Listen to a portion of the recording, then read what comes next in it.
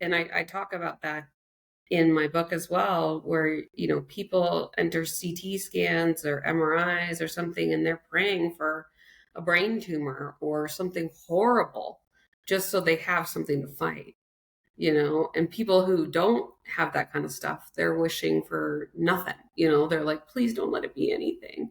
And it's like, they can't imagine that somebody would want something. And I'm like, you have to understand your loved one is like, if you're a caregiver, you have to understand that people are coming from a totally different place.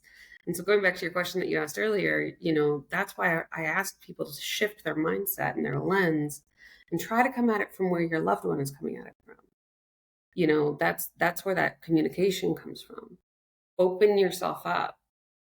And people with chronic illness too, open yourself up. You got to change your mindset too, from where your loved one is coming at it. They're not telling you you're lazy for no reason. They don't see what you see or feel what you feel. You need to shift your mindset and help educate them, because you just feel in pain and you haven't maybe thanked them or said, appreciated them for what they're doing for you. When was the last time you said thank you? When was the last time that you said, I love you, or thank you so much for the care that you've given me? And that's something that hits really hard, because they don't see that they haven't done that in a long, long time. And that's something they're like, oh yeah, maybe I have been taking advantage of my loved one. And what have I done to help fill their cup? Am I letting my loved one run on fumes? Have I given them a day off in a long time? Have I only been thinking of myself because I'm the one in pain?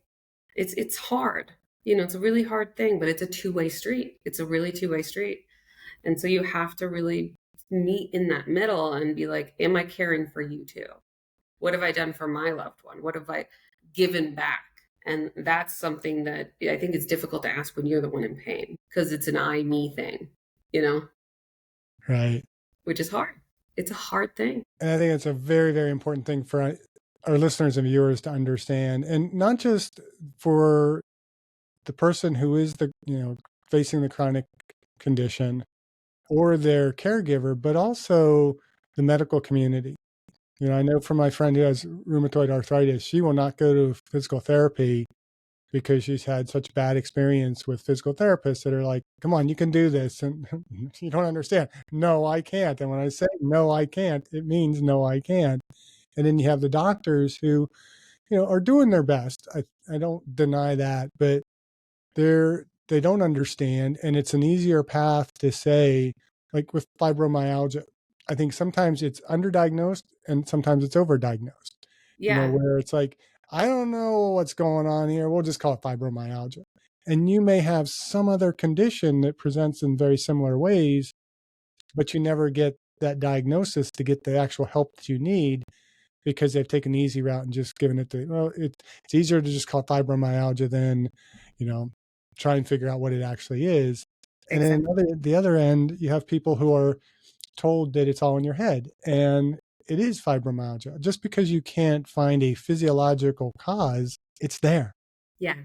And that's where advocacy becomes so important. And that's something that I teach as a coach, because people don't realize either that you can seek a second opinion.